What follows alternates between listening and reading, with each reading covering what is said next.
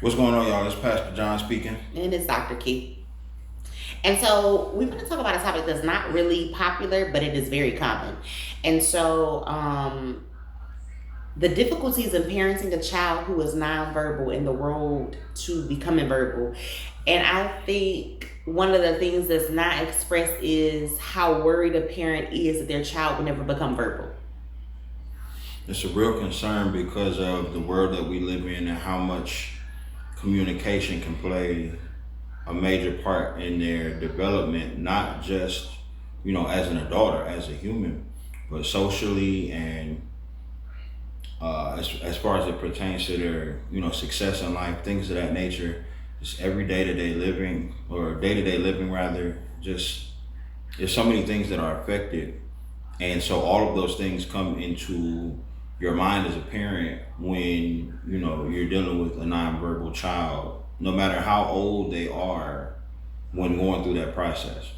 And let me just say that one of the things that go through the mind, you be like, okay, well, what did I do wrong? What could I have done better? And you just start beating yourself up, but don't, right? And so we've learned, just as the road, just praying over our children, covering them in the blood of Jesus, coming against generational curses, coming against bloodline inheritance. Sometimes it's in the bloodline, right?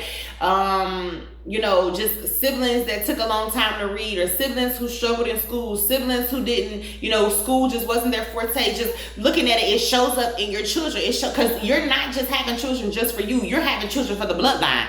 They pull things all the way back from generations to generations that you didn't even know was an issue or was a struggle. And so I believe one of our greatest weapons is prayer. And then learning too, right? Not knowing, we don't know that spirits hide in the mouth, right? So getting them to the dentist, brushing their teeth, right? One of the big things that we were really big on, or, I seem to be a troublemaker because I'm like, don't feed them with your hands. I wouldn't let people put food in their mouth. Like, get your fingers out of their mouth. Stuff travels on fingers. We just be so ignorant about things that actually play a bigger picture, a bigger play in the role and responsibility of our children being successful emotionally, socially, spiritually, and physically.